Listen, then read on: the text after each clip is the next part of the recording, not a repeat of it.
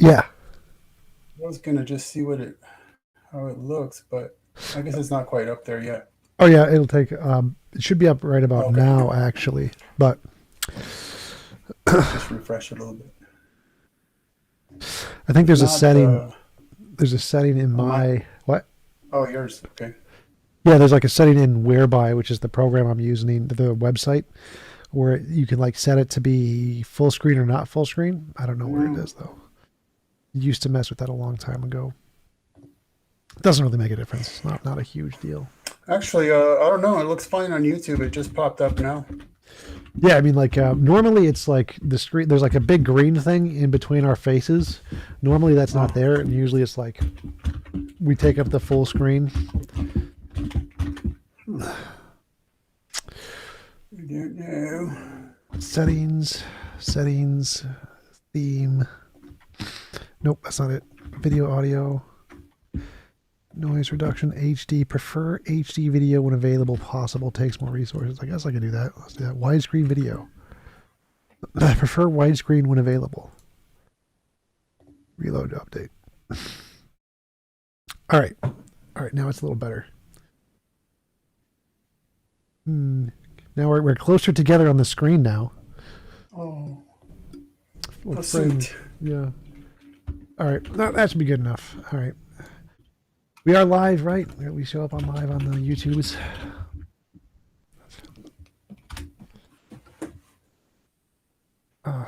Yep. Yep. We are live. 15 watching. That's good. All right. Kim, thanks for coming on. 15. Appreciate you taking the time to have a conversation with me. Would you mind telling us a little bit about yourself before we get Likewise. started? Yeah, and I was trying to remember.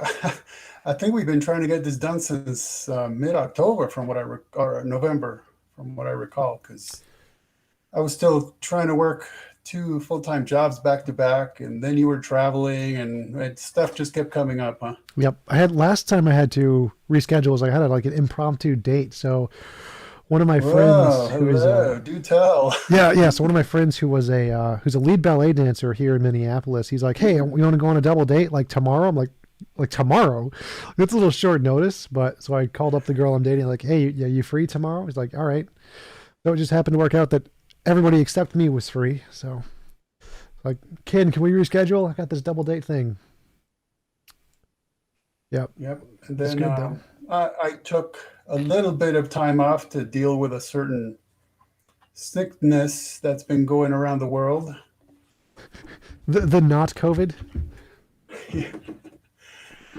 Yeah, the big C. Yeah. I don't get demonetized ever for talking about COVID, which is really nice. Oh, huh. Yeah. I mean, why should you just for talking about it? But hey, who knows? Yep. Yep. Yeah, it's a weird cyber world out there. Yep. So you want to tell us Oh yeah, about? yeah, about me. Yeah, Yes.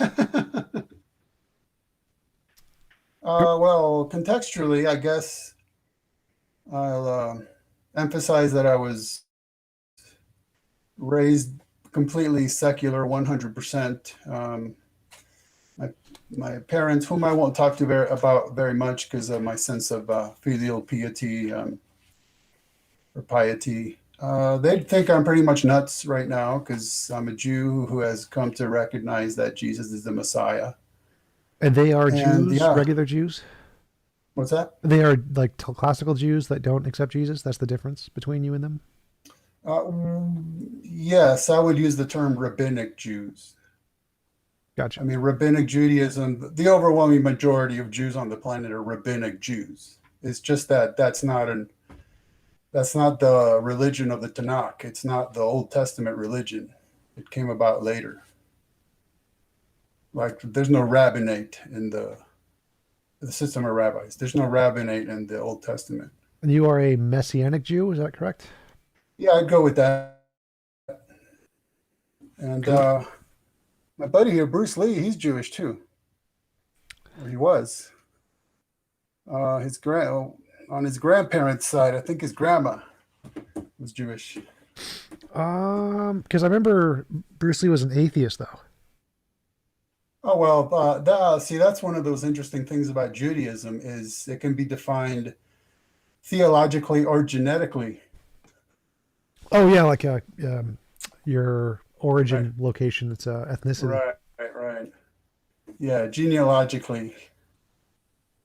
So yeah, that's one of the interesting things about it. And in fact, I found Catholics are a lot alike because they'll be like, "Well, I'm Catholic because my family's Catholic." Yep. Well, do you believe in the theology? No, but I'm Catholic. Okay, I don't. It's one of those weird cultural things. Yep. The cultural Christian Jordan Peterson types. Yeah. Yeah, So Dawkins said the same I'm an thing. Called a atheist. Christian. So I'm an atheist. I don't believe that there's any evidence of a God. I think that everything is better explained by naturalism. Could you tell us some of the reasons you think that there is reason to believe in a God? Well, for me, that sort of a question is really down the line. So maybe we need to do a little digging around for groundwork first. Okay. So then, um, why? I told you I'm like almost ready to take a nap. So let's just bottom line this thing.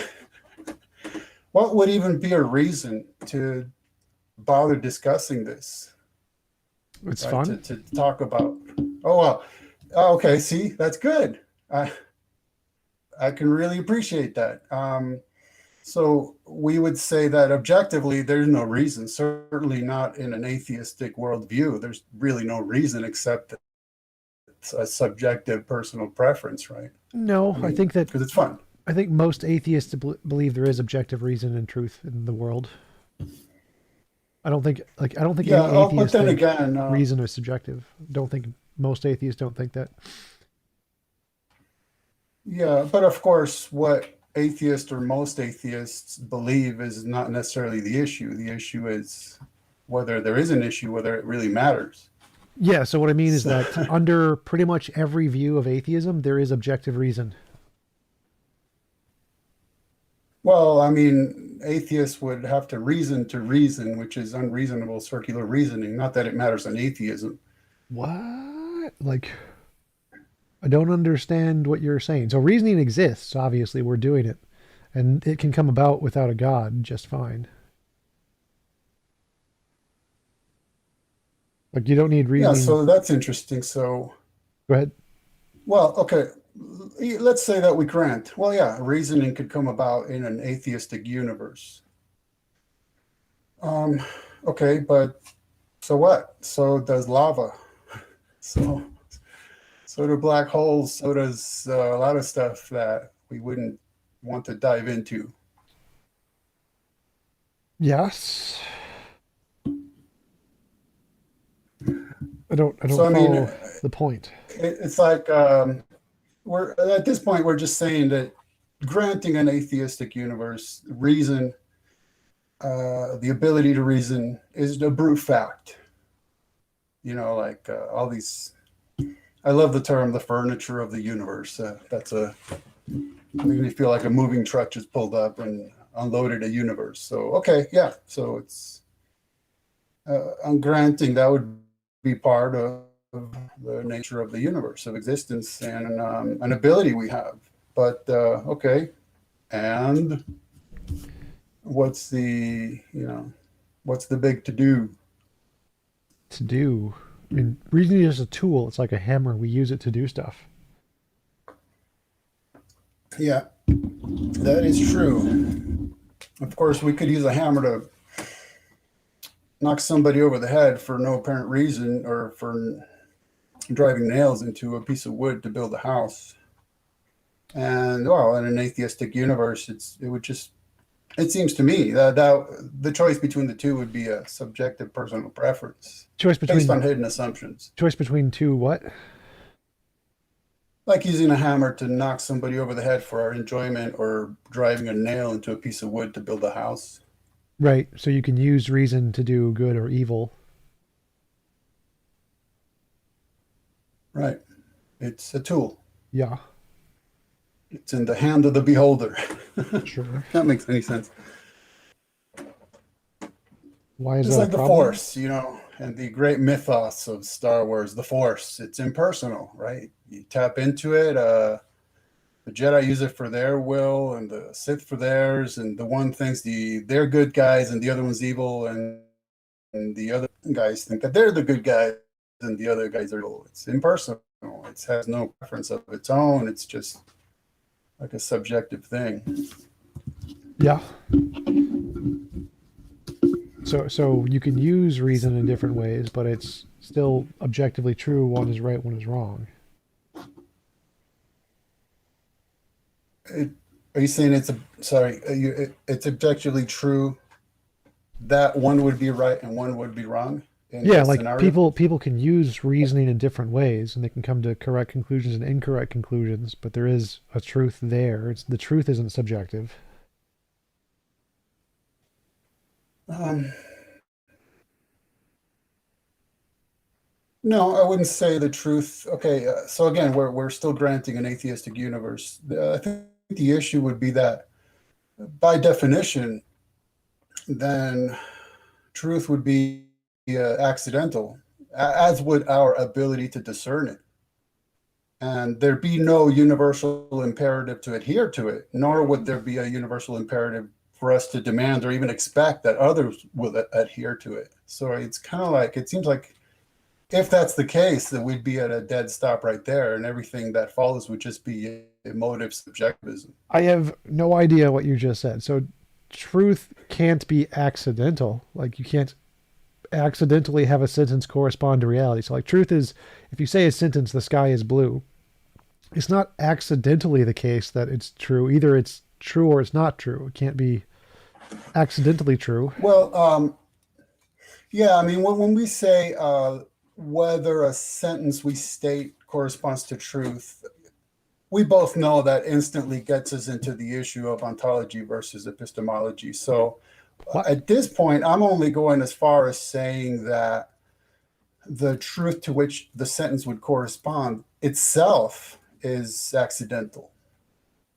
I have And, no idea what you're saying. So and like that, a sentence say the sky is blue. Either it does correspond to reality or it doesn't correspond to reality. It's only true if it does correspond to reality, and so it can't yeah, accidentally but be true. yes, but well, I shouldn't say yes, I should say no. Um, What about that is but that the sky no? is blue, that we can discern it, that we can make statements that correspond one to the other, that's all accidental. That's what I'm saying.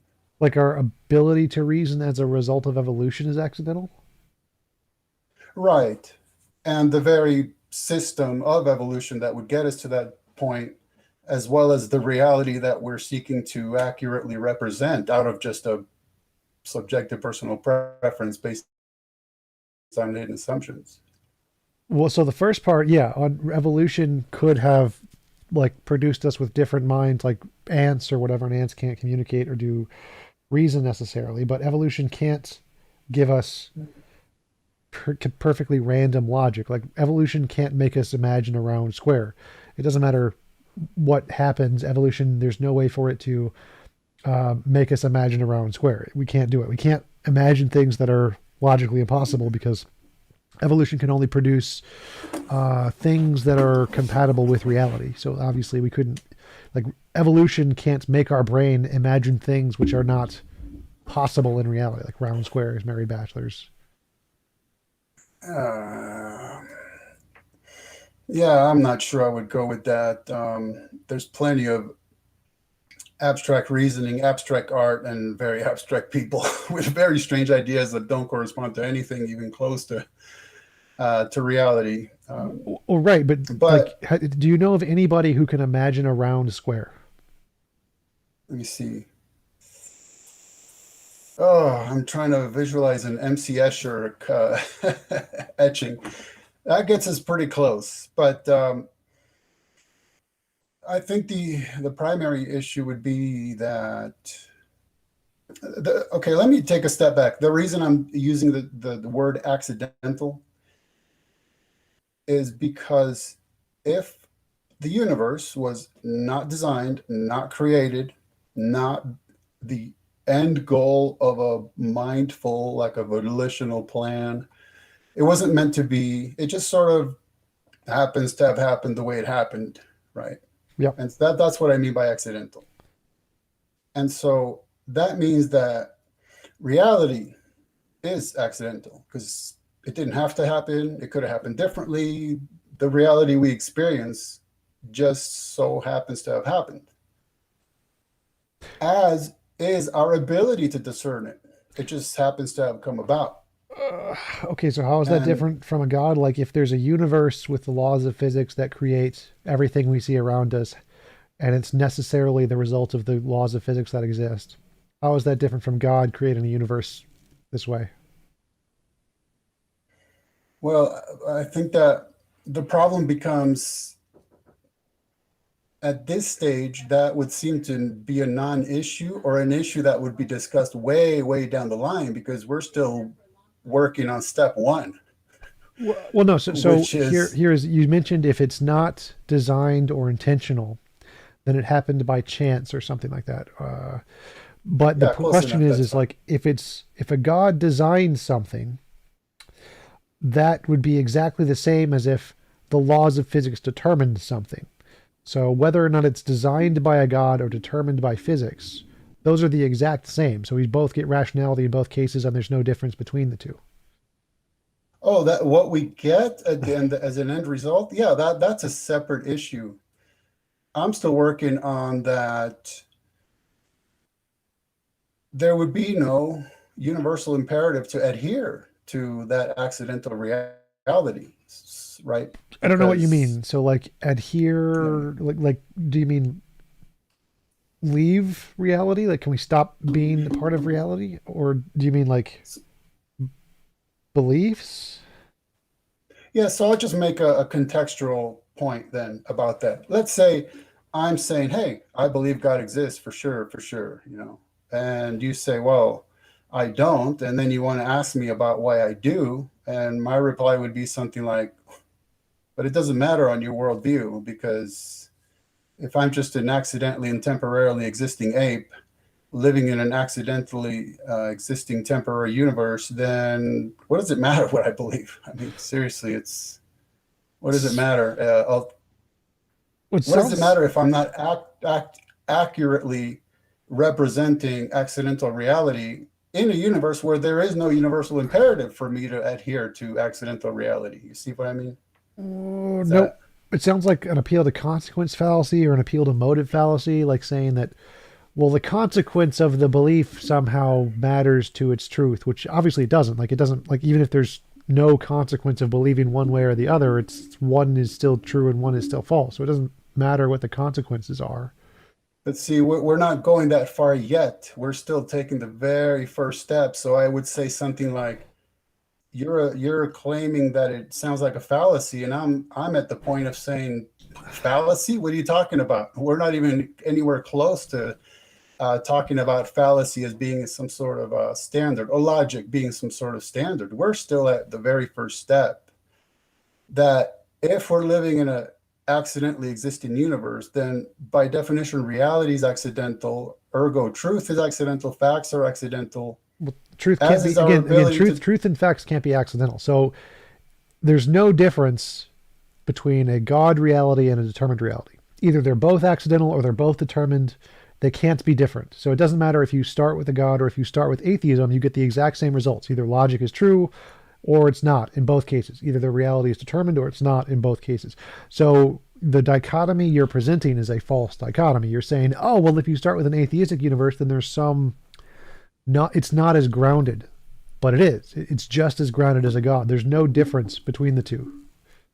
So, so I was just going to repeat something because there's kind of four angles I'm looking at here. So it might help just to repeat them. So what I'm saying is that if the universe is uncreated, then by definition it's accidental, No. So it can be determined. So there's again, you're determined saying by. so when you keep saying that if it's not created, then it's accidental. So something that's created can be accidental, and something that's created can be not accidental. Something that's uncreated can be accidental, and something that's uncreated can be not accidental. So whether or not it's created or uncreated, they're the exact same. Either it's accidental or not accidental, and there's the exact same options between the two.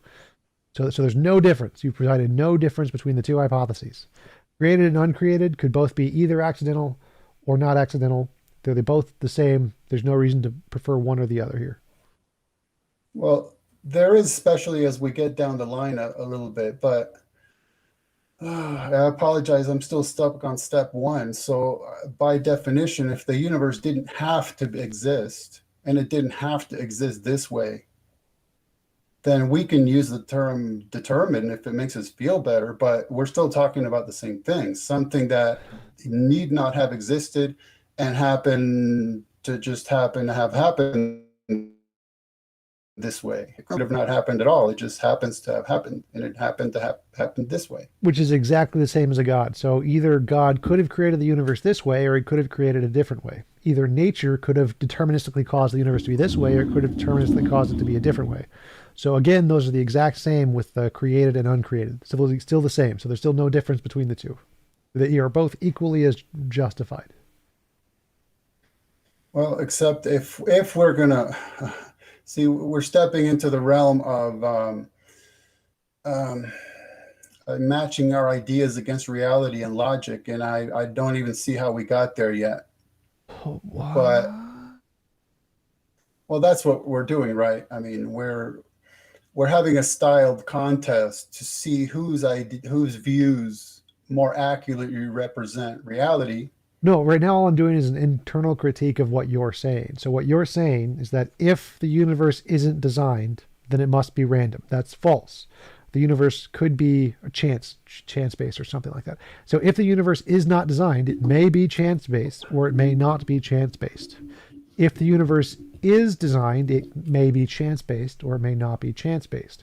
So based off of what you're saying and whatever worldview you're using, the argument you're making does not follow because the same conclusions work for both of the thing you're saying. So you keep saying if it's not designed, it's by this way. Well, that does not follow from your own logic. From the things you are saying, that does not follow. Were you, just to double check, I'm not charging you of anything. Were you swapping out random for chance? I mean, is that something? Yeah, I was just using those words because that's when I hear the word chance, it fills in as being synonymous with random. So I can't usually recall exactly what you're saying word for word. So I just. Yeah. Okay. No, I was just checking because it sounded like you swapped one for the other. Yep. And for our purposes, they might as well be the same. I mean, Yep. You might as well say accidental random chance. It doesn't, it's all the same. Yep. So, I mean, the thing is that, so if we start talking and you self-identify as an atheist, I self-identify as a Christian or a Messianic Jew, then yeah, that obviously carries a lot of baggage for both of us. Right. A lot of the baggage. Like you said, we haven't gotten that far yet. So I'm just going based off of what you said. So just in your worldview, you said that if the universe isn't designed, then it's a result of accident or chance or whatever. Now that's false. That's false in your worldview, because in your worldview, you've provided no reason to think that if something isn't designed, the only other option is chance. And you've provided no reason to say that if something is designed, it's not a result of chance. So because you haven't proven that if it's designed that eliminates chance, then something that is designed could be a result of chance. Like God's nature could be a result of chance, or the way God designs things could be a result of chance. He could just randomly design it. And because you haven't proven that if it's not designed, that means it necessarily must be accident, because it could be determined. It could be like the necessary laws of the universe may necessarily require this to be the case. So it's not chance. It's not random. It's exactly the same as God's nature. It is a necessary thing without the God. And so it would not be chance. So your first argument, or your first claim that if something is not designed, then it must necessarily be accident is false. Accident is one option in both the designed and the non-designed case. And necessity is an option in both the designed and the non-designed case. So right now you haven't shown a difference between design and non-design. They're both of them could either be accident or both of them could either be necessity. So we're still at the impasse, I think, where we're applying logic where we haven't even established that that's any kind of standard. But so what would be the third way, the horn splitting third way that sorry, I don't mean to laugh at you, but I looked up from what I was writing and you're like It's like, huh? What happened? Okay, he's fine. Never mind. He Yeah, passed away on us. the No, reason I'm making that face is I'm not following what you're no, that's saying. fine. It was just a funny thing to look up and see, like. So I'm not sure how necessity comes into it when there was no necessity for a universe to exist. Why do you think that? Like, I think there was. Okay, so how in whatever we would call a universeless whatever it was, why would there suddenly be a necessity for a universe to exist? The Or nature of how? the Why or quantum how? fields determined it to exist, so it was a necessary result. Okay. So then the quantum fields were either, it seems to me, the quantum fields that preceded the universe would just sort of have happened to have happened. No, they were always that way. So they exist outside of space and time, and they have always been that way. Of course, yeah, that sounds like something that we can't verify, but if we go with it, that there's this sort of steady state wave theory or whatever we want to call it, then yeah, again, we're just dealing with something, with a mechanism that just happens to have happened, and one day just so happened to create a universe that just was a byproduct of something happening all by itself. Right, and that's the exact same as the God hypothesis. God so happens to happen his particular nature, and he so happens to choose to create a world at whatever time t equals zero or whatever. So that's the exact same under both the designed and non-designed hypothesis. So there's no difference there, except ours has evidence. We have evidence of quantum fields. Oh, yeah. Well, that's like logic. Is we're not at the point of appealing to evidence yet. I'm not even sure we're at the point of getting past step one. Well, again, for But the logic then, thing, either logic does apply, which applies both to God and no God, or logic doesn't apply, which applies both to God and no God. So if either way, it doesn't matter if we accept logic or we don't accept logic, that's still the same under both cases. So there's still no difference between the two, even whichever way you want to go. If you want to say we accept logic, then we accept logic with a God and we accept logic without a God. And if you say we don't accept logic, then you don't accept logic with God or you don't accept logic without a God. So all of these cases work equally as well under both the God and no God hypothesis. So it doesn't matter which way you want to go. You haven't shown that there's a difference between the two hypotheses. well, in the 4 points that I made earlier, the issue was that when the 4 points were if we are in a universe that was accidentally random chanced, and we living organisms that are capable of mindfulness were accidentally random chanced. There's also no universal imperative for us to adhere to that accidental random chance reality. I mean, we could. I mean, it's a subjective personal preference. We could, but it's not like we have to. So if someone's illogical, it's really irrelevant. And then the other point was Wait, then there's I also don't understand no, that point. So I don't understand what yeah. you're saying there. People's internal motivations are irrelevant to truth. So bringing up people's motivations doesn't matter. It's an appeal to motive fallacy.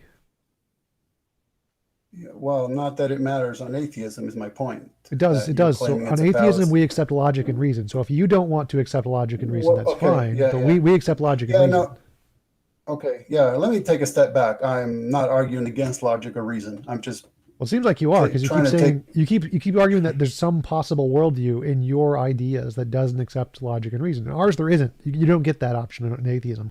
It's only with theism that thinks that you can't have logic and reason. Well, for one, I'm not sure you should speak like a dogmatheistically, if I may make a clunky word, like dogmatheism, like you're being dogmatic. We, all atheists, ergo, believe this. I mean, I don't know. I wouldn't pull every atheist into the same camp, but that's fine. I'm talking to you tonight, so okay. Well, I mean, so So, there are some theists who think that God can make 1 + 1 = 5, and Tom, well, there's many theists who think that God can make 1 + 1 = 5, and that God can break the rules of logic. And so again, it's the theistic view that rejects logic, and the atheistic view does not reject logic. yeah, well, but I'm just saying those are just extremely broad brush terms. I mean, they're like if you say theism, that covers virtually every human being that has ever existed, and I'm not prepared to try to defend or argue in favor of virtually every human being that's ever existed, Actually, the most were right? atheists. Most humans didn't believe in a God. If we take all humanity from the past 200,000 years, most humans did not believe in God. That's actually a relatively new thing. That would be an interesting study to read. But so no, I'm not arguing against logic. I'm just trying to work my way up to it. Right. And that's why I'm saying I'm not sure we're ready to appeal to it as a standard or claim fallacy or request evidence, any of that stuff. I don't think we've gotten there quite yet. I'm not sure what you mean. But I'm So just making, so logic is a description of reality. Logic is a result of evolution, which caused us to have these things. So now I have, in my worldview, I now have logic, which I can use to well, justify things. So my worldview has gotten me there. yeah, I know, but I mean, we both know when we say the word logic, we're really referring to two things. We're referring to naturally occurring phenomena, and then we're referring to our description of that phenomena. Right. So if we say laws of logic, we're referring to the phenomena in and of itself. And we also mean our description that we can put in pithy catchphrases like the law of non-contradiction. That's a law of logic. Yeah. But it's describing what? Well, it's describing reality. Reality. So, Yeah. I so mean, reality yeah. exists. Logic describes reality. Our brains Yeah. exist. They are Right. in reality, and Right. they describe reality with logic. So we now have logic. We now have fallacies. We can now use those as justification. Can exactly. Yes. Can. Yeah, we can. Of course we can. We can do That's anything. that's what I'm doing right Not now. So I've literally, but logically shown that your argument does not follow because of your statement. If it's not designed, it must be chance is false. So I've logically proven that's false. If you want to reject logic, that's but fine, but we should be past that. is it? Is it? Is what? Is it fine if I want to reject Yeah. logic? Yeah, you can reject logic as much Well, as you want. I don't care. well, there you go. That's why I picked on the word can, because you're saying we can use it. Well, yeah, of course we can. Right? We can do a lot of stuff. That doesn't mean we ought or should. It's Well, just, again, like I said, it's a that's subjective personal preference du jour based on hidden assumptions. Yeah, we can. Sure, of course we can. right. But that's what I Because brought up we the have, appeal to motive fallacy. So if you can use a calculator to calculate quantum mechanics or whatever, and you can get the right answer, or you can just shake a magic 8 ball and pick up a number off of the top of your head, but one of them is correct and one of them is not correct. So you can choose to not be logical. That's perfectly fine. I don't care. But I'm going to choose to be logical to get the right answer. And if you can't get the right answer, I'm right. going to call out you on getting the wrong answer. Exactly my point. You are going to choose. It's just Yes. Tom's pastime du jour. That's what you feel like choosing. Yes, I Yeah, choose logic. yeah. We're agreeing that it's a subjective personal preference of yours. That there's no Sure. arguing about that, is there? Well, I mean, you can't choose not logic. Like, you can't choose round square. You can't, that's not an option. There's no way for you to choose to imagine a round square. But But I thought the whole point about making at least a part of your life being some sort of, I hope you don't mind a pointed term, some sort of atheist missionary. I thought the whole point was to tell theists that they're being illogical and they shouldn't be illogical. Or is your no. point just that you have free time during the day and you want to do something with it? And you're telling theists, Oh, wait. hey, in my subjective personal opinion, you're being illogical, but there's no universal imperative to be logical. So it's not really relevant. It's just, I got to fill up some time or Well, whatever. it seems like you're confusing the need for a universal imperative to be illogical. Like, it seems like you're saying that if there's no universal imperative, then it's not possible to be illogical, which is No, no, false. no, no, no, no, no. It's not about whether, if there's no universal imperative, you can be logical or can be illogical. Right. It's just that it would be a subjective personal preference de jure based on hidden assumptions. That's all I'm saying. No. So like there's a truth statement like the moon is 250,000 miles away. Like you can agree to that, you can believe that, or you could not believe that. Now there's no Right. like imperative there that says you should believe this, but you can still be right or Right. wrong even if there's no imperative. It's not subjective. You're not subjectively right or subjectively wrong, but there's no imperative. You don't need an Yeah. imperative for truth values. So you can be irrational or illogical objectively even without a imperative. You don't need any kind of categorical imperative to be illogical. Right. Yeah. We're agreeing on that. Oh, In a okay. manner of speaking, we're agreeing on that. My only point to buttress that is that that's why it doesn't matter ultimately if someone's accurately representing reality or not, because there's no universal imperative. So yes, something is absolutely true, something is absolutely false, even in an atheist universe. My point is that it doesn't really matter. Right, and that was where I said that's an appeal to motive fallacy, and whether or not people care doesn't matter to whether or not it's true. So I care about is it true. I do not care about whether or not there's some imperative to whether or not you should believe it's true. It's irrelevant. So whether or not someone says you should believe what's true doesn't matter. I want to know is it true. I don't care if there's some imperative of whether people say you should believe what's true. That doesn't matter. So is it true is a different question to whether or not there's some imperative that you should believe it's true. And the two are separate. You don't need one for the other. So that's why I keep notice. Just now I wrote down two quotations. You said I care and you said I want. But Yeah. that's my point. It's all based on Tom's subjective personal preference. It's I what you don't. I want. don't It's think. what you I don't care. think you're following. I don't think you're following. So, what no one, what anyone wants does not matter. Things are true. If no humans ever existed, there would still be true things and there'd still be false things. Yes. Right. Right. So I'm asking if I'm Right. asking a question about a true thing, is this true? What everyone in the world wants is irrelevant. Makes no difference to the answer to the question. Right? Yeah. You with Truth me? is absolute regardless, period. Right. So if I'm asking a question, is this true? And you keep saying, well, what about the motivation? Well, that doesn't matter. Like there's no possible sentence where you can add, but the motivation or the imperative, because that will never make a difference to the answer. Well, it changes nothing. So it's a complete In a irrelevance way, to my question. but it does matter because if we determine just unbiasedly, right? You and I are just watching something and we both agree, hey, that's true. Okay, there is that absolute truth, and we can both agree to it. All right, we're on the same boat at this point in the story.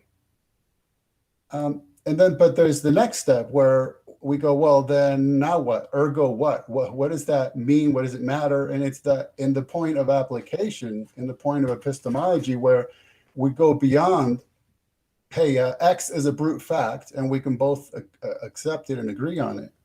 Now what? Well, we haven't Right. gotten there yet. We're still trying to go. Is it true? Like, who cares about the now what? The now what is irrelevant. Oh, no, well, we're done. I mean, as far as I'm concerned, uh, we're agreeing that truth is absolute and regardless, period, full stop. Right. It's just that No, we're asking more than that. We're saying, is it true that God exists? That's the part where that's still a truth question. What you do with that doesn't matter. Motivation doesn't matter. What the consequences are don't matter. None of those imperative questions matter to this question. We're still on a truth question. Like, is it true? That's one kind of a question. And then what would you do with it if it is true? What is the consequence? That's a different question. That's the imperative question. The imperative question does not matter. It's irrelevant. There's no value to the question at all. It's like, who cares? The only thing that matters is the is it true question. So I'm asking the is it true question, and the Yeah, imperative thing just doesn't matter. yeah, I'm not sure I can grant that because the very question, is it true, carries a ton of baggage. It's based on hidden assumptions. It's not just an unbiased question in a vacuum. It exists based on hidden assumptions. To even ask such a question, is it true? Well, who cares? Could be a one answer. What does it matter? See, that's why we constantly No, get. no, you can't do any of that you just said. So is it true? none of your assumptions matter. If no human beings existed, the answer would still be the same. It either is or it isn't. So there can't be hidden assumptions there. There can't be biases. There can't be intentionality. It is either a fact, it is true, or it is a fact that is not true. Remember, you agreed to this before. You said that truth, there is truth, it is objective, no opinions matter to it. So there can't be hidden assumptions there. Truth isn't based on assumptions. No. The truth, no, you're right. Truth is not based on assumptions, but let's remove humans from this universe that just happens to have, okay. Yeah. This universe still contains brute facts, right? Yeah, sure. It contains truth. Whether we're there, the tree will make a sound in the forest if it falls, whether we're there to hear it or not, because sound waves still proceed forth from it. But then we can't, it seems to me, then detach the fact that we are both human beings in this universe asking the question, is it true? We can't detach that, or else yes, we can. We just did. Discussion. Yes, we can very easily detach that. So like before, I don't know, are you a young Earth creationist or old Earth creationist? I'm an I could care less creationist. Okay, so like 10 billion years ago, before any humans existed, did God exist? Oh, you're actually asking that question. What? I don't know if it was rhetorical. No, yeah, it's like a literal question. So this is a question we're asking. So before any humans ever existed, did God exist? Are there rhetorical answers or just questions? We should debate that one. I'm just kidding. Yes. Okay, why think that statement is true and not false? See, we're gonna have just eliminated all humans. There's no humans here, none of them, and so no opinions matter, no prior commitments matter, no assumptions matter. We're just saying, why think that statement is true?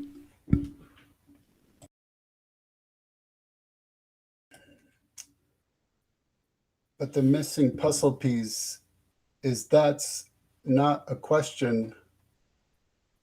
Sure sounds like a question. How is that not a question? I'm saying it is a question. That's my whole point. It is a question because you're asking it. Yes. Right. We can agree that you asked a question. Yes, we got somewhere. and it would still be a question even if I didn't ask it. The question would still be there. Well, no, it wouldn't. It would just, no, that's my point. It would not be a question if you didn't ask it, because there'd be no asker. No. So like, that's why we have to insert ourselves into that universe. And once we've inserted ourselves into it, now we're dealing with, why is that question even a question? Why is it a relevant question? Why is it important? Why is it even something that we need to discuss? And what does it matter? That's the problem. No, you don't need any of that. None of that. That's all appeal to motive fallacy. So we can say, like, dinosaurs existed. That's a fact. And you can ask the question, did dinosaurs exist before humans? And the answer is yes. And the answer was always yes. The answer was yes throughout time before humans ever answered the question or asked the question, because propositions describe reality, and the way reality is, the facts of reality, are all answers to questions, whether or not we ask them. Like, did dinosaurs exist? Yes. Was that answer the same answer before any human asked the question? Yes. So you don't need to ask a question for there to be an answer that is true. The answer can be there before you ever ask the question. It's called a proposition. Yeah, but see, we already got to that point, and I thought we already passed it, because you asked if, however long ago, before humans existed, did God exist? The answer I give is yes. So we're done with that part. Yes. We're done. Now I'm asking, why believe that? What is the evidence to indicate that answer over the opposite answer? Right. You see, now we're in a whole different category. That's my point. No. Because now you're appealing, now you're demanding evidence, as one example. Now you're demanding evidence. That's a whole different category than is it a brute fact. The brute fact is established. That's behind us already. What? Now we're in a different ballgame. God's existence is not a brute fact. Okay, but The question was, in that scenario, does God exist?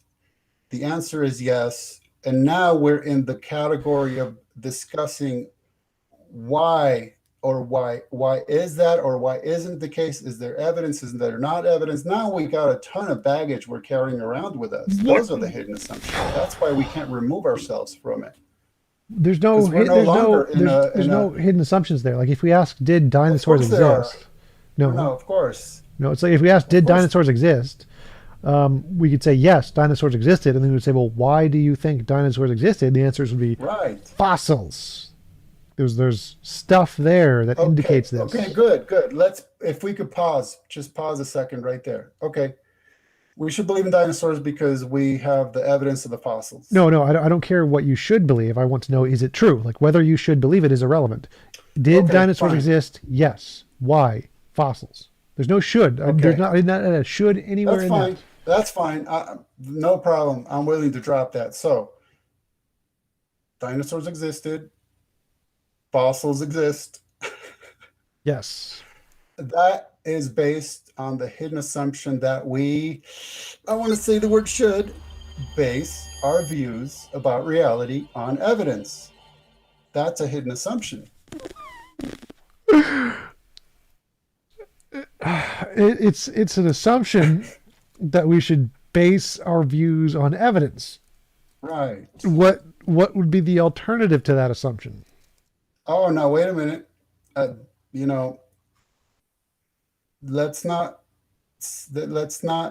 let's attempt to not sidestep the point by asking, well, if I can't think of an alternative, then I have to accept it. Well, I can I mean, list some alternatives for you if you want. But the point here is that that's not an assumption; that's a conclusion.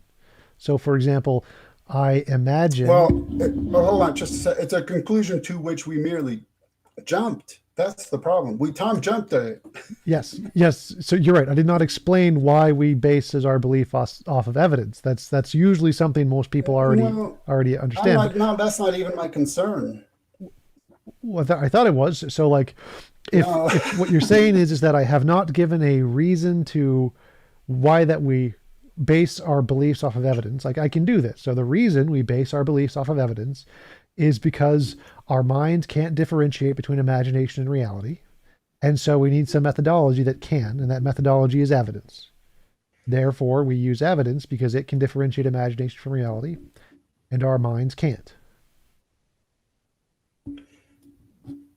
And where we get stuck is why we should opt for one versus the other one, why we should live why we should hold to views that accurately that doesn't matter. Reality versus some kind of delusion. It doesn't matter. It doesn't make a difference. Exactly my point. On an atheistic universe, no. It doesn't matter. It doesn't matter on a theistic universe or an atheistic universe or any universe. Okay, well. Because the question is does God exist? It isn't, should you believe God exists? Those are two separate questions. It's asking, do dinosaurs exist and do unicorns exist? One question does not matter to the other. You can answer one without ever answering the other. So we can answer the question, does God exist and is there evidence for God? Without ever knowing any reason, without ever having any reason of why we should believe this. We don't need any of that. We can still answer the questions. Okay, but I'm afraid you snuck something in there. See, because now it was, does God exist and is there evidence for his existence? We can answer both of those questions without any motivation. No imperatives. We don't need any imperatives to answer either of those questions. No, I beg to differ. I really do. I really beg you. Well, like a computer can answer these questions. Like if you go to Google and you ask, do dinosaurs exist? Google will say yes. Google has no imperatives. It doesn't want anything. It's just looking at the answers. Well, that's a hot political topic there that I won't touch. The biased search results and all of that. But I don't want to get into that. So again, we said that if we are let's say we world build, as they say, we world build where the answer is yes, God exists. That's it. If we're done with that, like I was saying before, the very next step takes us into a whole different realm, such as that, the implication, or not the implication, the assertion was that we should believe that God actually does exist if there's evidence. Well, that's a whole other category. That's a whole different ball game than, No, I haven't yeah. asked that question. So I don't care whether or Well, you not. did a minute ago. I don't know if Nope, it was just rhetorical or not, Like but you did. there's three questions there. One is, does God exist? Two is there evidence? And three is, should we believe things based off of evidence? Now, I don't care what the answer to the third question is. Makes no difference. If you don't want to believe things based off evidence, that's perfectly fine. But that doesn't change the answer to either of the other questions. The other questions would still be answered the same, independent of the third question, right? The original, the first question? So the three questions are, does God exist? Yeah. Is there evidence of God? Should we believe things based off of evidence? Right. And none of the answer to any of those questions is relevant to the third one. The third one doesn't matter. The first two you will still answer independent of the third one. Well, okay. In an atheist universe, the third one doesn't matter. Well, in any universe, the third one doesn't matter. Like, there's no way for the third one to matter. It's literally an appeal to motive fallacy. Okay, but we're jumping to the conclusion that we should reject a view if it's fallacious. We're not there yet. No. Whether you should accept or reject is irrelevant. Like, that's the third question. Like, it doesn't matter. Oh, you're saying it's a brute fact that it's a fallacious. No, I'm saying it doesn't matter. So like the question, does God exist, has an answer. The question, is there evidence for God, has an answer. And the question, should we believe things based off of evidence, also. So each one of those has an answer. Now, no matter how you answer the third question, it doesn't change the answer to the first or the second. It's irrelevant. Makes no difference however you answer. You can answer it however way you want. You can say potato. Should you believe things based off evidence? Potato. Potato is my answer. Now that we have that question answered, sure, potato. So now you can answer the other two questions, because it doesn't matter how you answer the third question. It's irrelevant. So we've answered the third question. The third question's answer is potato. Now, is there evidence for God? I already told you, potato. We're going to debate potato. It's fine. Tomato. So what's the evidence for God? We already got to, we've already been here and done that. So if I say yes to the first one, God exists as a brute fact. Yep. Then you're going to follow up with the second question. Yep. Is there evidence? Yep. And then we're pretty much done, because that's just a jump to a conclusion that if something's true, there should be evidence. Nope. No part of that. No part of that is in the question. None of that is in the question. So, like, if I say, well, okay, let me simplify it. Let me just simplify it. So let's go to the question 2. Is there evidence for God's existence? I say yes. Cool. What is it? Now, are we done? No. What is it? Well, exactly. See, this is why we're into a whole different realm. In order to discuss what is and isn't evidence, what counts and doesn't count as evidence, how do we discern those questions? That's a whole different ballgame. No, it's not. We'll be appealing back to reality. We'll be appealing back to truth and facts and logic. And so we're bringing all that baggage with us. What? That's not baggage. None of that is baggage. So again, well, of course it is. I never said you need to have good evidence. Like, you could say, if I say, what is the evidence for God? You could say, potato. Potato is your evidence of God. Potato. Yeah, there you go. So I'm going to make fun of you for that, but that can be your answer. That's perfectly fine as an answer. And you can say, you believe in God because potato. And that's fine. You can do that. I don't care. But I'm just interested to see if there are reasons, there are evidence that you accept.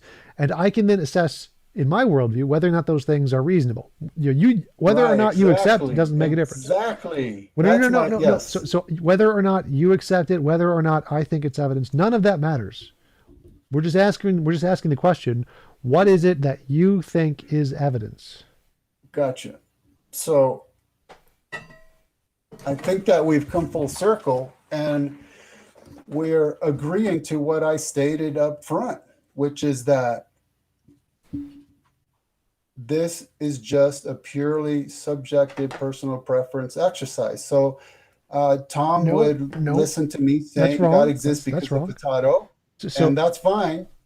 And then Tom wants to reject it, and that's fine, because that's what Tom wants to do. Again. So things that are evidence is objectively either evidence or not evidence, regardless of our opinions. Now, we can use our opinions to try and assess it. Yeah, that's really tricky. That's really dicey. No, it's not. Why would that be dicey? I mean, there are fine points as to the nature of evidence and what would count or wouldn't count. I mean, it can get very, very slippery. No, I'm not not sure if, really. well, of course. It's like if I say, does the sun exist? The answer is yes. Like, could we be in the matrix? Like, we can think that, but the answer is Yeah, I'm not there. going there. Well, that's Yeah, exactly yeah. what you're going. So you keep saying that Well, what we no. that's your argument. Your argument is that the way we assess evidence is subjective, which is partially true, like the way we assess Well, yeah, evidence. that's all I'm saying. But That's why I'm saying it's just slippery. It's but tricky. there That's all I'm is an saying. answer. There is an objective truth, even if we're bad at getting to it. Just like the fact that there is a sun, either there is a sun or there is not a sun.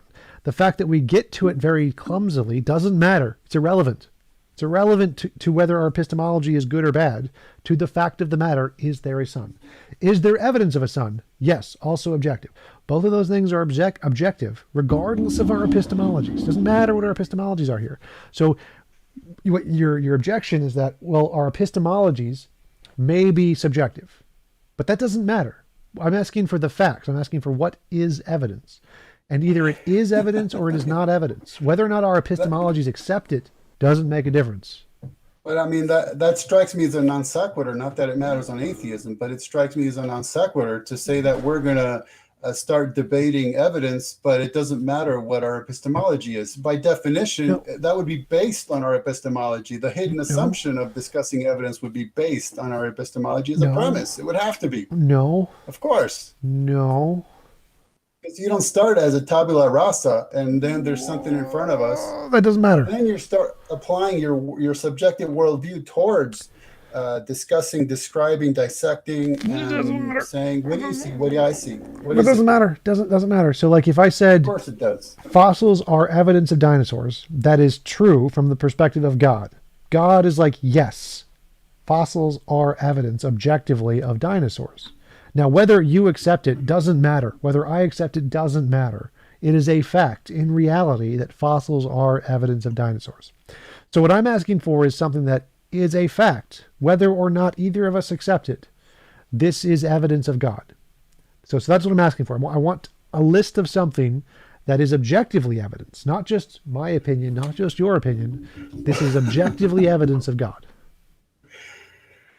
But again, I'm going to have to just read a little quotation. You said, I want. Again, you want. Okay, you want. Tom wants. Okay, Yes. that's nice. Tom wants. Okay. Well, so why are you implying it's incumbent upon me to provide you what you want for some odd reason? No, Or like in the purpose of it in this conversation, the reason we have conversations is because they're fun. And the point of my question, well, like this isn't a hypothetical imperative, or this isn't the categorical imperative. It's a hypothetical imperative. I'm saying the reason I'm asking this question, what is the evidence, is because I want an answer, which is evidence that is not based on my epistemology, not based on your epistemology, but is objective. What I want, as in the answer I'm looking for to this question, yeah.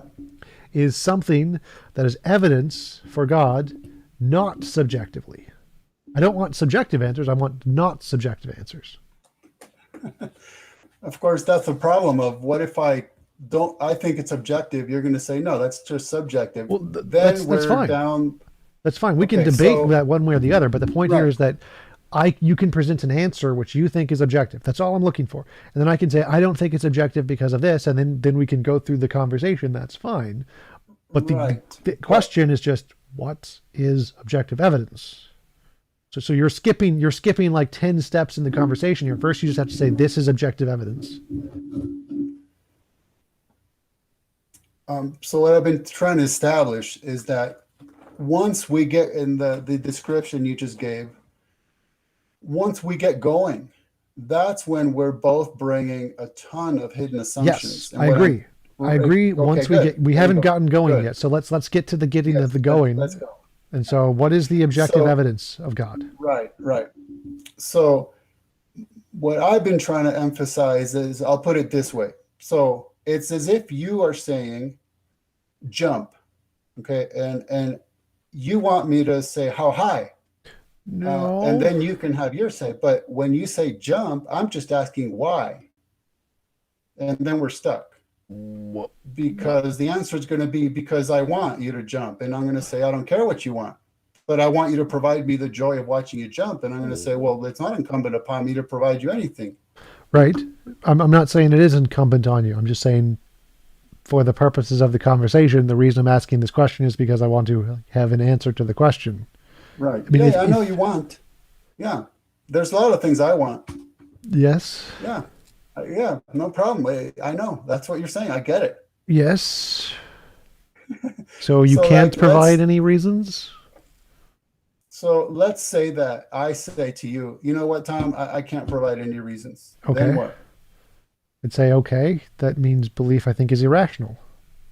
And so, what does it matter if an accidentally existing ape is rational or irrational? In a universe wherein there's no universal imperative to be rational or irrational. It's I just prefer to be rational, and if subjective. you don't, that's your subjective choice. Exactly. You prefer. That's Sure, my whole point. sure. Yeah. Tom prefers one thing over another, like ice Yes. cream flavors. Yeah, Yep. exactly. Yep. I Yeah, prefer to that's there you believe go. true things that are justified rather than silly, stupid things that are unjustified. Yes. Exactly. So, okay, then goody for you. I mean, Tom prefers some things versus other things. Yep. And so there you go. We're done. I mean, okay, good.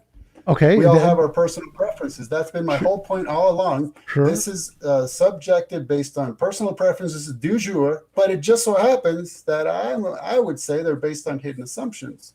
And those hidden assumptions are really what interest me the most. But at least we reached the point where we can both finally agree. Wait, wait, Yes, wait. this So, is so purely. I prefer to believe true things that are justified as opposed to silly things which are unjustified, and there's a hidden assumption there somewhere?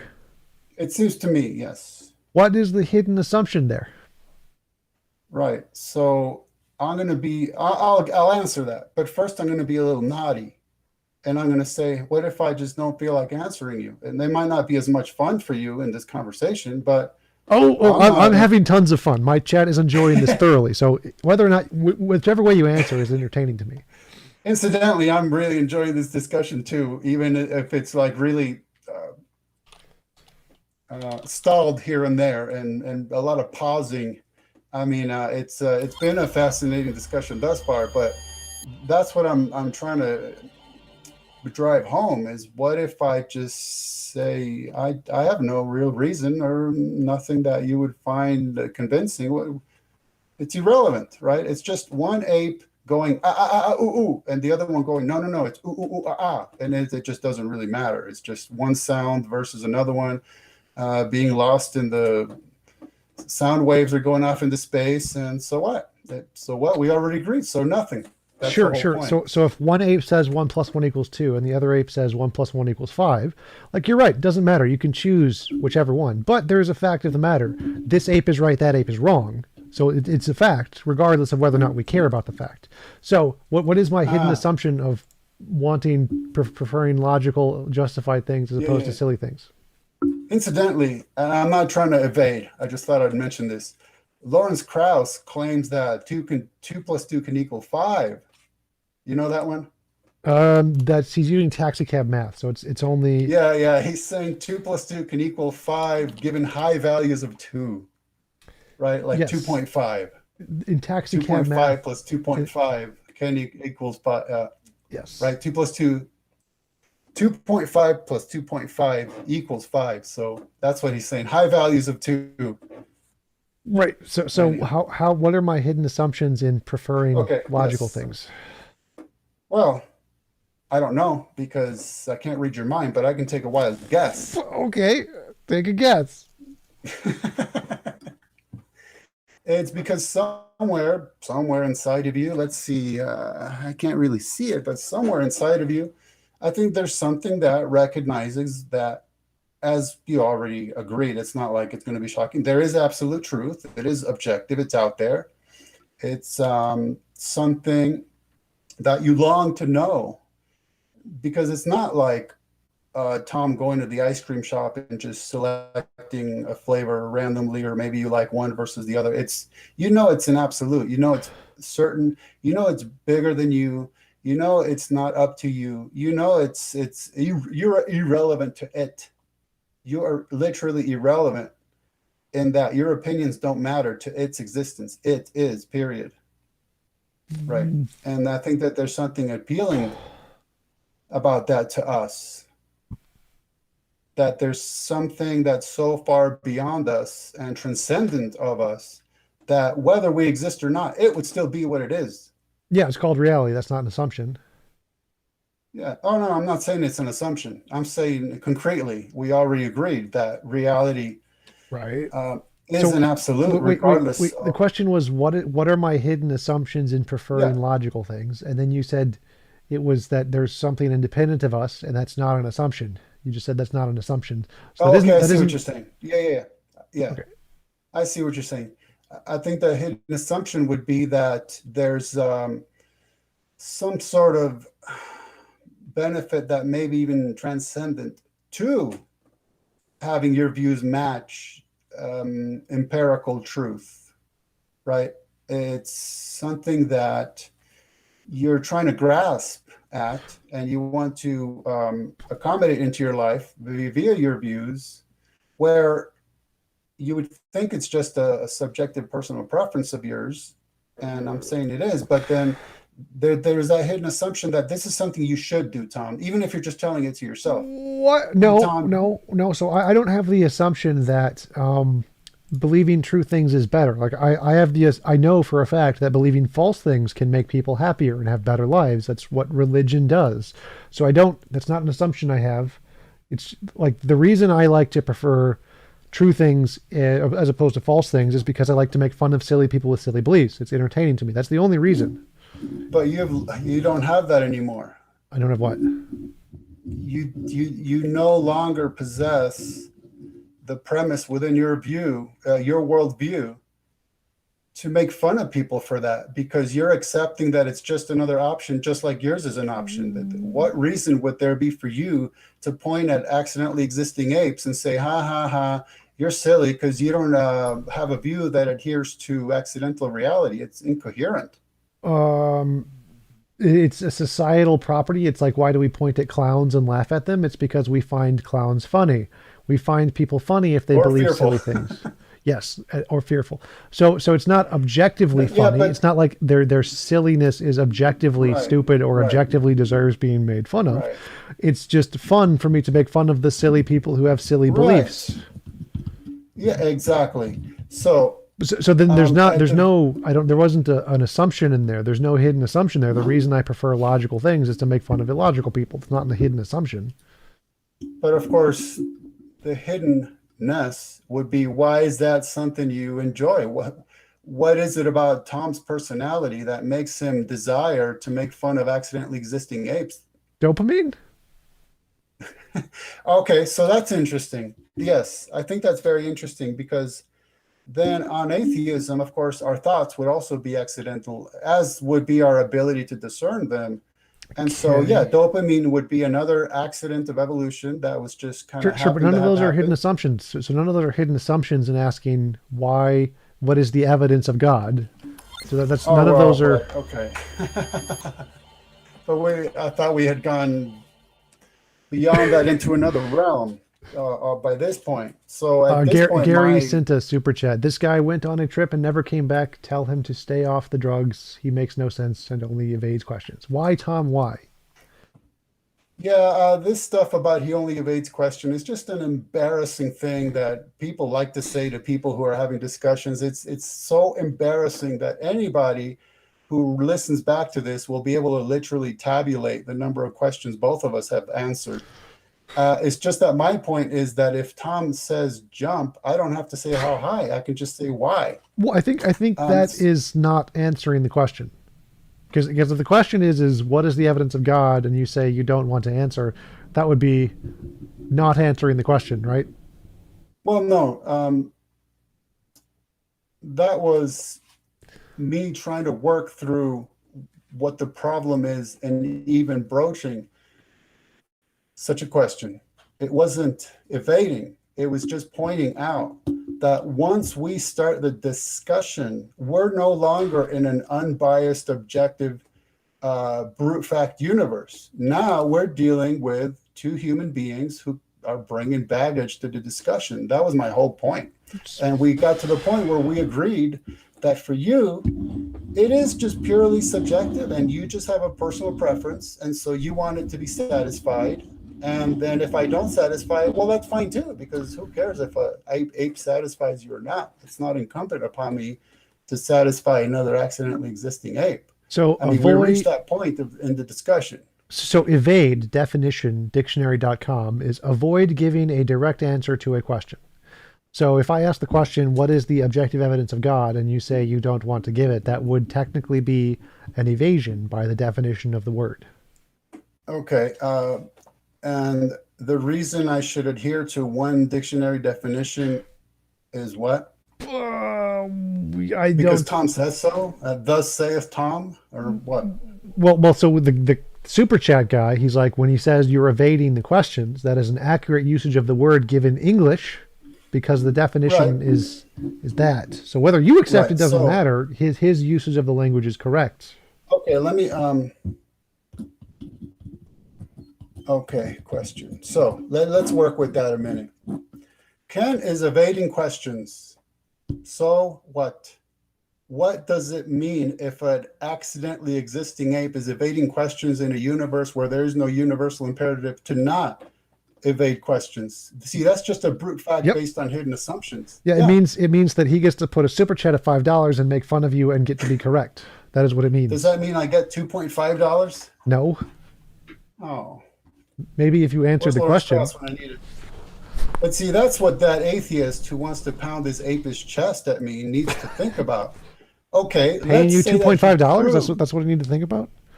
Let's say that he proved with 100% accuracy that an accidentally existing ape named Ken evaded questions.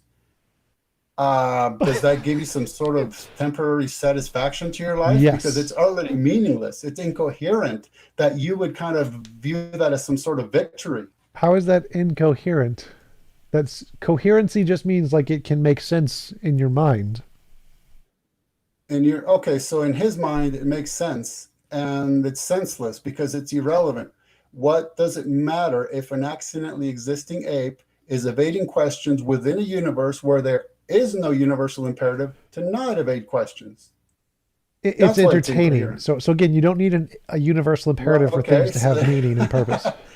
Hey man, if you want to keep coming back to the point that for you this is 100% subjective, personal preference based stuff, then that's fine. That's what I said from the get-go. So that's fine with me. We finally agree again. We've gotten full circle and full circle and full circle. Full circle. Cool. So what is the objective evidence of a God?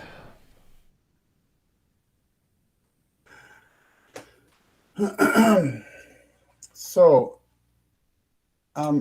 it's unfortunate that, to me, it's unfortunate that there seems to be so little patience with laying groundwork and thinking about meta issues and looking at premises, because to me the issue of God's existence when it comes to having a discussion with an atheist is so far down the line I can't even see it, because there's so much groundwork to plow through. What premises would you like to look at?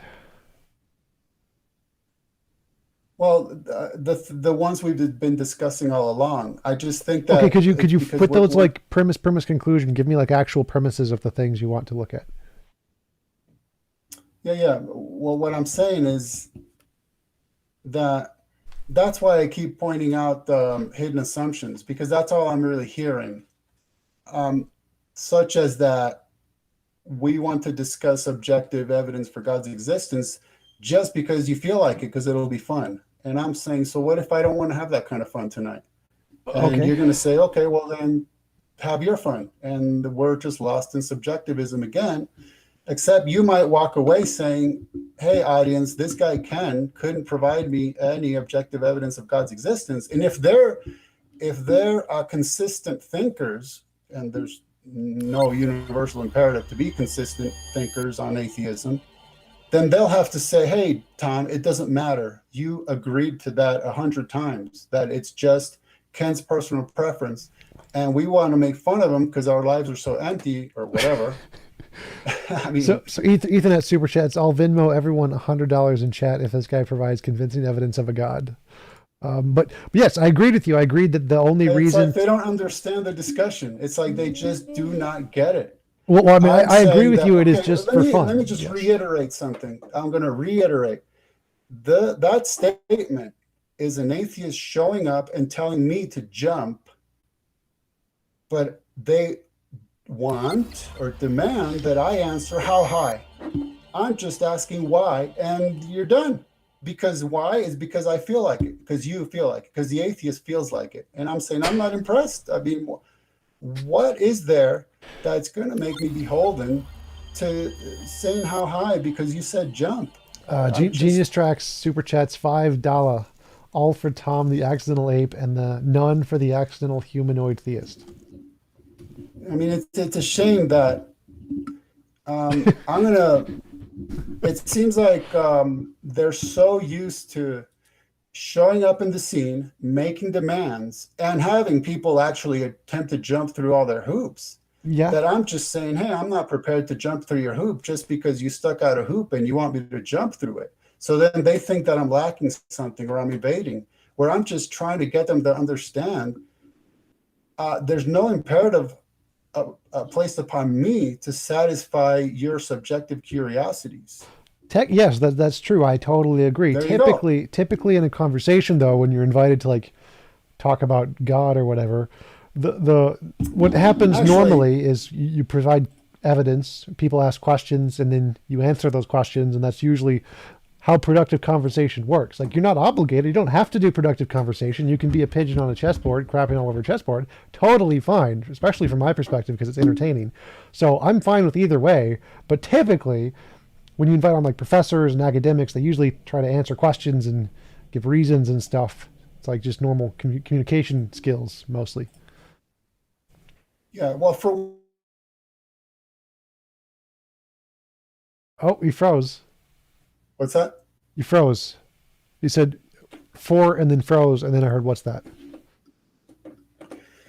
Am I unfrozen? Yes, I can see you now. Okay. Glorious nose hairs.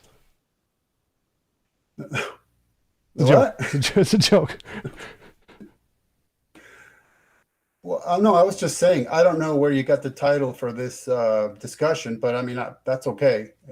It's just not something that we discussed ahead of time. So it's a surprise to me that that's what we were going to be discussing, but it's fine. I mean, it's Oh yeah, I just put on like that's the generic title I use for pretty much all my conversations. Didn't really yeah. put any thought into it, so it's not like But see, obligatory. the scenario, okay, I guess the way I've trained myself to think is just to kind of think about the question before I answer it. So that usually leads me to think about a lot of things. And so it's the scenario you just laid out that generally when people have the kind of discussions, this is what they do. And I'm saying, well, that's really nice for them. I'm sure they enjoy it. But you are admitting time and time again that if I, Kenny, don't feel like engaging that way, that's perfectly fine. That's just my personal preference versus yours. And your personal preference doesn't beat up my personal preference. Yep. And the atheists who seem to be all too pleased to be making some sort of level of fun at me, well, at least if they're consistent, which they don't have to be on atheism, we'll have to walk away saying, hey, I have a personal preference to make fun of this guy, but it's meaningless. It's sort of like one of atheism's consoling delusions, right? The delusion of subjective meaning in an objectively meaningless existence. So yeah, No, you're no. filling So in your, like it would be objectively meaningless, but subjectively it would still have a lot of meaning. So each of the person who's making fun of you would gain a lot of subjective meaning out of it, even though it's not objectively meaningful to make fun of you. Also, super chat from Marty Mad Scientist. Don't give up, Kin. We don't deserve to understand God. Don't give us any evidence or understanding it's wasted on us. you see what I mean? These are jumps to conclusions. That's all it is. Jumps Without, to conclusions based on hidden assumptions. what I don't mean. So let's say it's a brute fact. This person, if they're going to listen to you, this person is going to have to walk away from that saying, hey, I showed that guy a thing or two, but okay, that was literally meaningless because I made fun of an ape. Well, I mean, again, you can go to the it's zoo not and do it's that. not literally meaningless. It would be objectively meaningless, but it would still be subjectively meaningful. So you can have subjective meaning isn't meaningless, right? So if it's subjectively meaningful, that's still meaning. Also got a super chat from Correct. Gary Grant. Is this not a debate about evidence, as most all people who believe in the supernatural Nope. have not facts but want you to answer for them? Why are you here if you have no answer all of them evade? So the answer is no. This was not about evidence. What would you So there you go. what would you want to title it? How should I title it? Oh, I don't know. Digging into meta issues might be nice. Okay. Because if an atheist were to ask me for evidence, again, I'm not going to reply, well, how, why?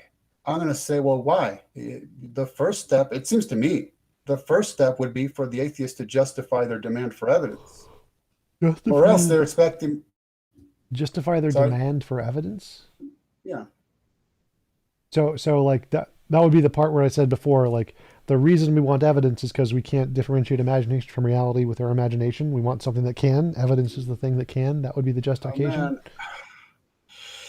Yeah, I wish if I could play that sentence back and slow it down, I'd probably stop it 4 times to point out. Okay, I can That's say it. I can just say it slowly. Like our imagination can't differentiate imagination from reality.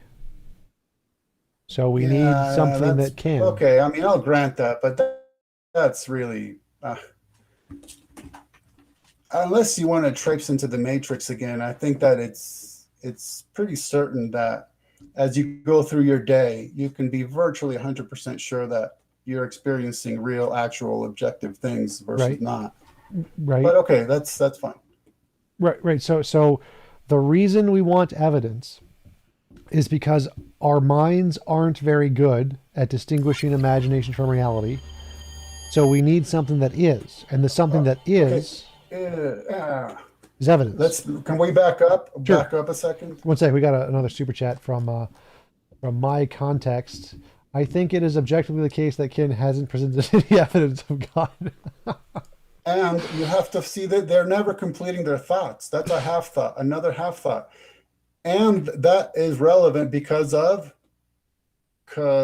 person said so. Okay, an ape said so. How is that the least bit relevant to anything? You wanted to back up, so we're backing up to the Never evidence completed a thought. You wanted to back up to Yeah, the so I said distinguish. Yeah. yeah, go ahead. To the point about that, allegedly, we're not very good at distinguishing between reality and fantasy. Yeah. And so evidence allows us to distinguish between reality and fantasy. Yep. So why should we opt for one versus the other? Versus that, besides that, you just happen to brute fact have a personal preference for one over the other. Well, if you're which asking, we already agreed to. I don't know. It's like we're going round and round. Well, if you're asking That's a question, the answer. if you're asking a question about reality, so if I have a question, is it true? I'm asking about reality. To answer that question, you need some way to differentiate: is this imaginary or is this reality? So to answer the question, you would need evidence, right? You need, because the point of asking is X true, is it true in reality, not in our imagination? And so in order to answer that question, you need something that can differentiate imagination from reality, right? Okay. Well, we would pause. We went too far already. We went too far. Because we just snuck in that we're going to distinguish one from the other. We're still stuck at why, and the answer is because some of us feel like it. Well, no, the why is to answer the question. So if the question is this true in reality? Well, then you need some way to answer the question. You would need some way to differentiate between the two. We also got a super chat from Pat Gee. Ken, specifically, which God are you arguing for? I think he said he was Jewish, Messianic Jew, so Christianity or something. I think that's still kind of a well, version. If I wasn't aware that I was arguing for any God. We're not even anywhere close to that yet. Okay, so we got to the point where we agreed that for Tom, this is 100% a subjective personal preference de jour based discussion where Tom has personal preferences and those who don't, well, it's not really relevant except he likes to make fun of people and make fun of apes, like he's at a zoo making fun of apes and their performing their antics in their little cages. I mean, that's all it is. At least we agreed on that, right? It's just Tom enjoys this. He wants to do it with his life, spend part of his time making fun of apes, and okay, that's nice, I guess. I mean, I wouldn't recommend that as a goal for your life, but there's people making a living off of it. Yes, I'm one of them. Marty Mad Scientist super chats. Real things can kill you, unreal things can't. Being able to tell a difference lets you play the game longer. That seems good. Seems, exactly. It seems. There you go. Qualifying term. There you go. That's okay. I mean, it's fascinating how these atheists are making my point for me without even realizing it. Yes, the atheists do like to make fun of theists. I agree. So we're going back to the question no, that had nothing to do with what I just said. Well, you were asking a question it's as if that person doesn't recognize what they just said. The qualifying term was seems. So guess what? That person was applying a subjective personal preference du jour as well. It seems to them this way. Ergo, it's something that Ken needs to hear for some unknown reason. Well, so in that sentence, the seems is hyperbolic. It's meant as a joke. So it's like saying things that survive typically do better than things that don't survive. And so the seems there. Well, the seems there is a hidden assumption. Not exactly. So the seems there is hyperbolic in that it's pointing out that the surviving things don't die and the die things do die. And so what? Well, that was just the point of the sentence. Whether you agree or think it's important doesn't matter. The seem is the hyperbolic there, so it wasn't meant as a. Sorry, I don't mean to. Go ahead. I don't mean to cut you off. Oh, okay. That's fine. Doesn't matter. Go ahead. The hidden assumption is the implication that one should opt for one over the other one, and that's just a jump to a conclusion. It's an assertion.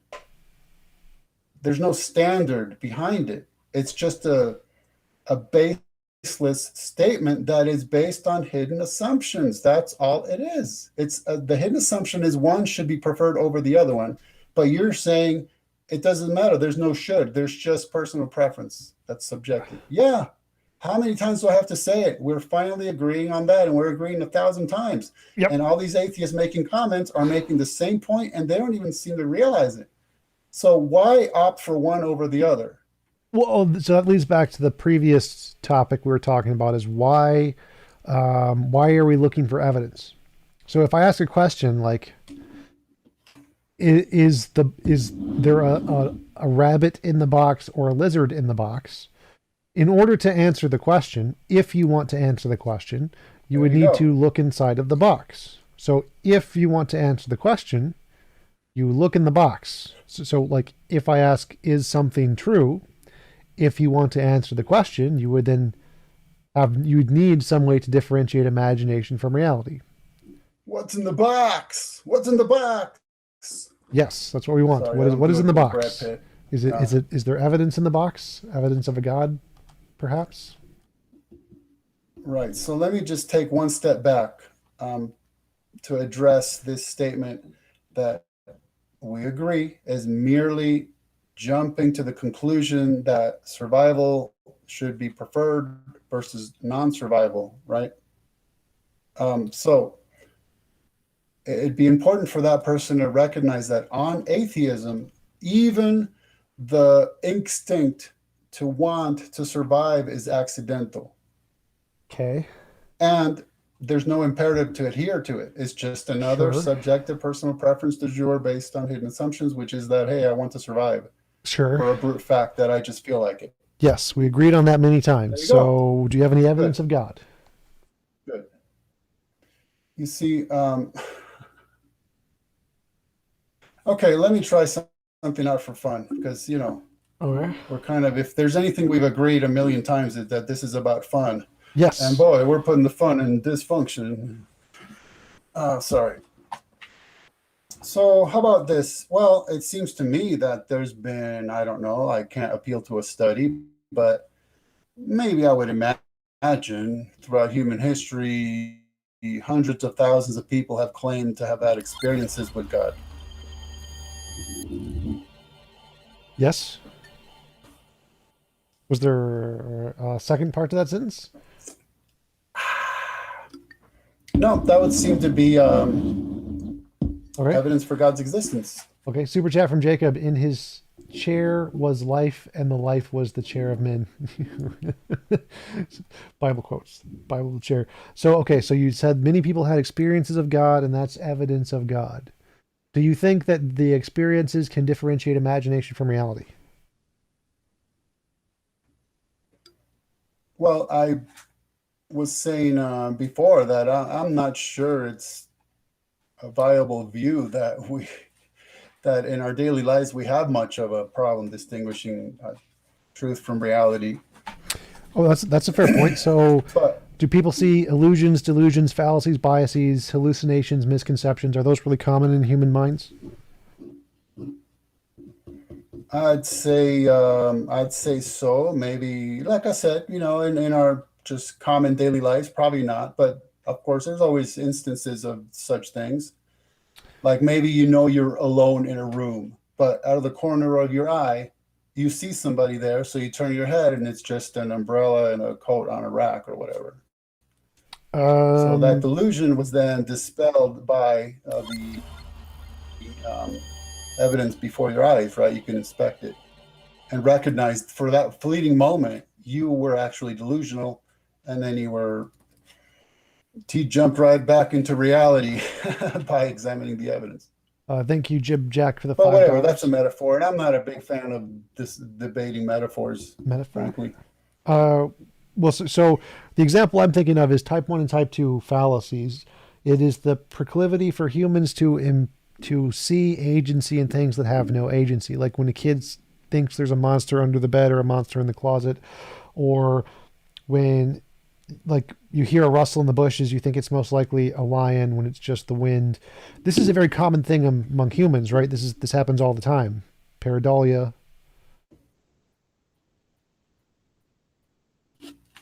right? You would agree? This happens a lot. Yes, Okay, yes, sir. so it could be the case that when people experience God, it could just be one of these fallacies that people experience a lot, right? It's possible. Yes. So you would need some way to differentiate between whether it's one of the fallacies or whether it's real. You need to differentiate the imagination from the reality, right? Right. Okay, so does the fact that they've had experiences, is that a good way to differentiate or not so much? Well, this is why we circled around and around again into the issue of that now we're in a different realm. Now we're in a realm of Real what questions, yes. does count, does not count, is viable, is inviolable, is cogent, is not cogent, counts as evidence, doesn't count as evidence. And that's what I was saying. This is a whole different discussion. So, and by the way, I was just throwing out a silly example, but why not say, hey, if people have claimed these experiences, that counts as evidence or an a form of level of type of sort of evidence. So why think that they were not actually experiencing objective reality? Because of all those fallacies I listed. So, like, if it could be those fallacies or it could not be those fallacies, and we want a way, in order to show it's not, in order to think, to answer your question, why should we think it's real? We would need some way to differentiate, is this one of the real things or the imaginary things, right? Of course, yes, but we're granting that this is something we, whoever we is, are agreeing to do because we feel like it. I'm not sure because it said like if you're claiming it's real and not imaginary, then you would want to provide to differentiate real and imaginary. Because if you're saying if I something is would. X, I think so. Like if you're saying something is X and not Y, then you would need to be able to tell the difference between X and Y, right? I think that maybe you're not appreciating what a deep hole you dug for yourself. Well, I'm just asking you So questions here. your hope, I don't think there's a well, whole. exactly. No, exactly. You're asking me questions after tearing down the whole premise upon which questions should be asked and answered. That's the problem. I don't think you're What? appreciating that you've dug yourself such a hole that Say when that you're, again. Tearing down the reasons to ask and answer questions or something. The new super chat from Gently. Talking of hidden assumptions, why are you hiding your motivation to believe in God? Are you afraid Tom might kick you right in the narrative? I'm not aware I'm hiding anything, but I would just ask that person why what it matters to them if an accidentally existing ape is hiding something. It's, I mean, are you really not incorporating what you're hearing? Are you that? Incorporating? Yeah, yeah. I mean, are atheists just really not incorporating the implications of their worldview? Is that what's going on here? I mean, if you make a bed, it would be expected that you would sleep in it. I'm just not seeing that these atheists want to sleep in the bed they made. I mean, they made a bed and it, boy, it's nice looking. They really like it. They want to show it off. So then when I'm saying, well, let's see you sleep in it. Nope, I'm not going to do it. What sleep? What do you Not mean going by to do it. sleep in it? Because I like agreed with you a bunch of times. Yes, this is about emotional joy, making fun of them. So I've agreed with you. I think Yeah. I'm sleeping in the bed, right? Yeah, you're definitely snoring away cutting Z's, man. Out there off in La La Land having nice dreams and everything. I was talking specific. And let me just pause a second. This is why I said this needs to be between Ken and Tom, because when you were speaking of all atheists as we, I'm not thinking that's not a good idea that you do that. Neither am I speaking for all theists. That's just too broad. So right now, I was speaking in terms of this questioner apparently not wanting to incorporate the Go. Sorry, I not was. wanting to. There's like six people who said you're all drunk at the same time. Strange coincidence. Um, So you're saying well, this here's to guy you. was that? It's a very light drink, like beer, Mm. maybe. If you must know, it's actually kombucha. Mm. Does that sound familiar? Yes, I have had some. I'm not a Yeah. big fan of alcohol. I don't like the way it tastes. Oh no, that's just the Oh, like the tea kind? The tea stuff? yeah, yeah. It's a byproduct of yeast and bacteria. It's supposed to be really good for your tummy. Got it. No, there's no alcohol in it. It's more like it tastes like a vinegar, honestly. New super chat from My Context. Perhaps he would be willing to present what he thinks an atheist must think, given that he keeps talking about what must be an atheist worldview. So just to finish up the thought before we got to talk about my alleged drunkenness. um, it seems like that atheist who asked the previous question or made the previous point is not incorporating the implications of their worldview into their statements. What? So the My Context, his question would But be is the like, problem is, let me just finish just a little bit. But the problem is, there's no universal imperative in on an atheist worldview for them to incorporate the implications of an atheist worldview. So it's kind of like a catch-22. They don't have to do it. I'm just pointing out the fact that they're not doing it. It's obvious. well, I think that's why My Context asked his question. Like, how would you think an atheist who was applying that answer a question? How would Ken think an atheist who was incorporating the implications of their worldview would answer what question? Any question? Oh, any question. Well, that's slightly broad. Any question who that could ever be conceived. It's slightly broad. I think it's more like specifically in relation to our conversation, something about like, Right. Yeah, that's fine. Okay, so that's fine. So it would be more like, look, if I can appeal to atheists broadly to do anything at all, I would say pay attention to TJump. He is the one who is making it crystal clear that this is purely subjective, purely personal preference based de jure. It's just, if you want to make fun of people, give yourself that consoling delusion. Have your fun, have a little subjective meaning in your day, even though it's just not objectively meaningful. It's good enough. And this is not about actually there being any sort of imperative to adhere to what this is in the conversation, right? Truth. This is just about having fun and making fun of people because it makes us momentarily feel good. Right, when you say this, like, is this conversation this? Yeah, this. Okay. Like this discussion we're having, it's just based on atheists wanting to make fun of people. And, I've given credit to the new atheist movement. If they succeeded in anything, it's getting a lot of very young people to think that they can replace reasoned discourse with being childish, and that's good enough. And the internet is saturated with that. It's just showing up, jumping to conclusions, making demands, and then making fun of people because they don't provide answers Evidence? that are subjectively appealing to them. It's completely arbitrary. It's incoherent, the whole entire scenario. I wouldn't say that. I wouldn't say like it's meant to be not subjectively not convincing. I'd say it's more like they're so silly, they're so obviously flawed. It's comedic. That's usually what it is. So it's usually they pick things that have been proven scientifically to not work as evidence, and they're saying that's evidence, which is comedic.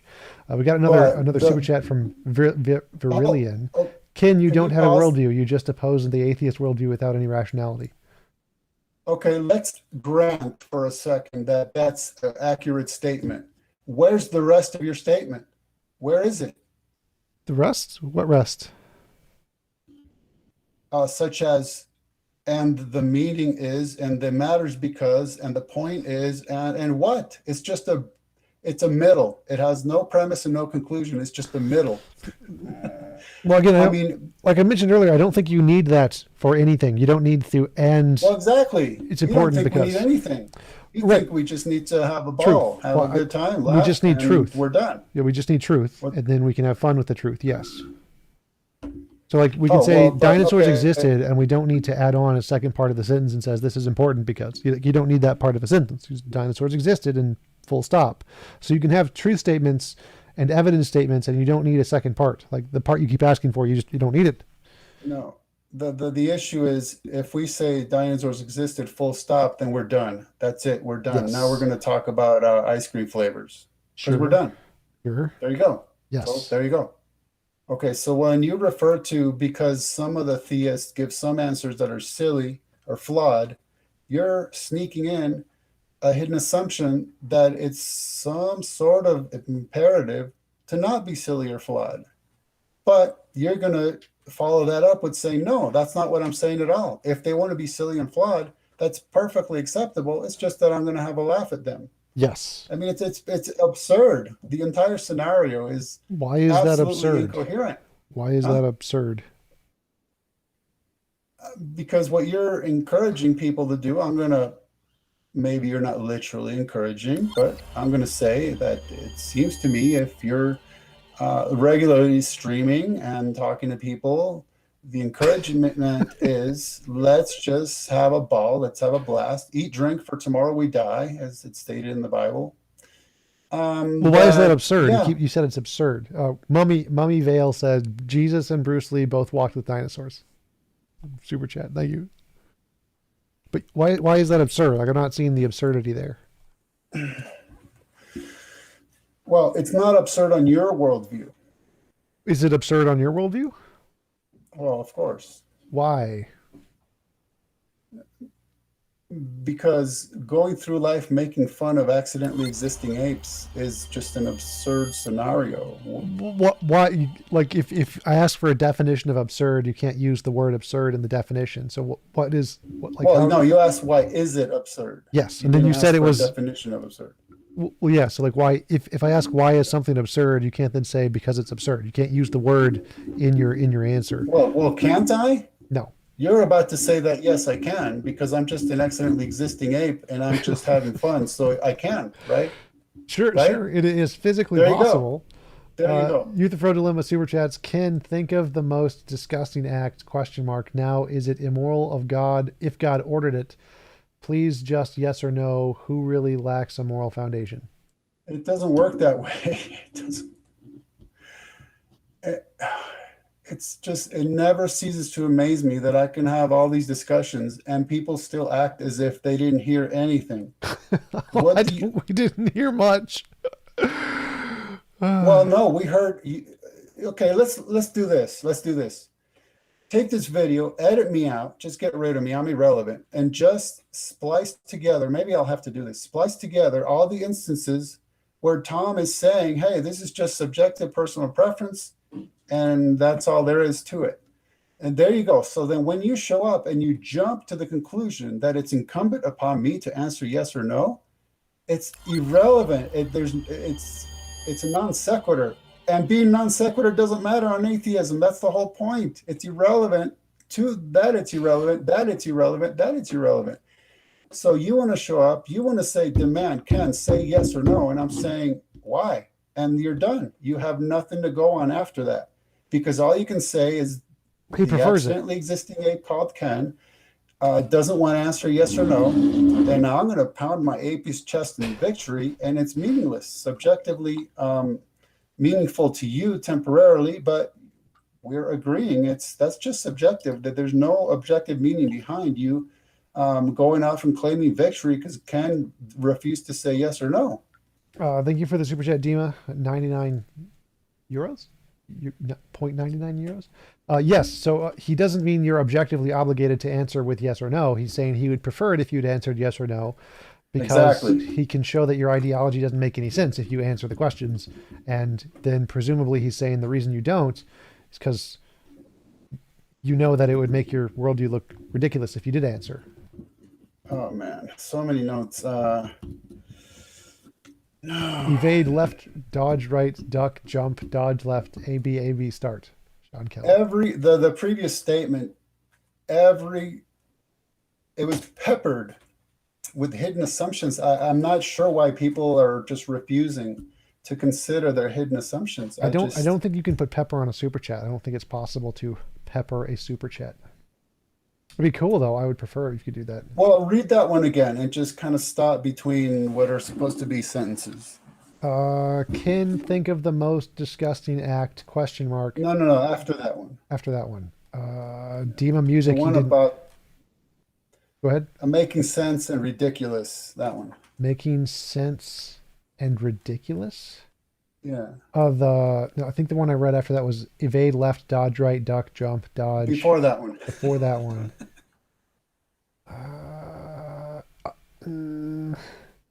I might have to go try to find it.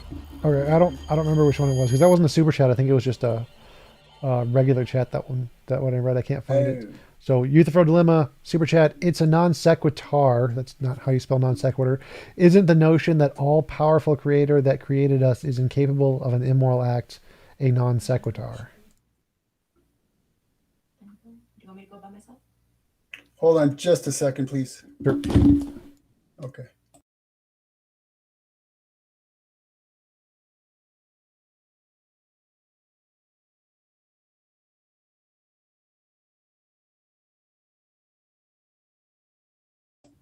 I'm sorry. I just got the wife shepherd's hook around the neck. Like we're supposed to be leaving the house in 10 minutes precisely. Oh, you gotta get ready. Cool. Well, I'm already dolled up. Come on.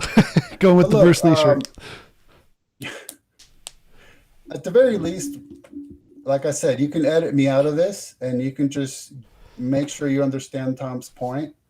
I'd be more than glad to come back and actually just present evidence, not rehash everything, but continue on.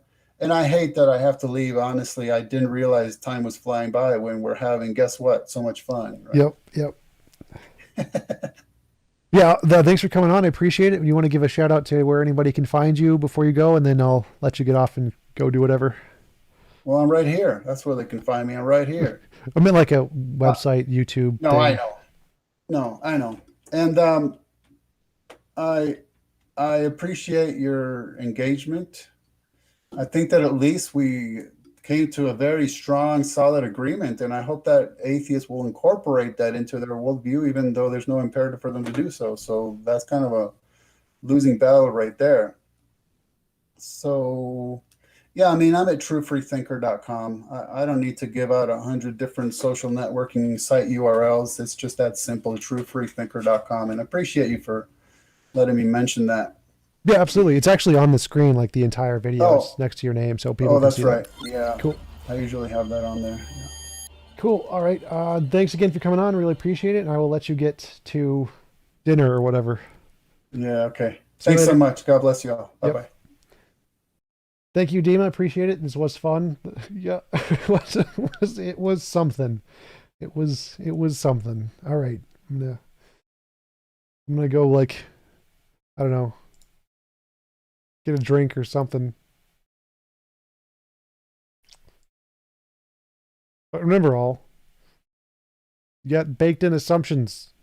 Don't forget your baked in assumptions of why should you answer questions with evidence. And good night. And good night.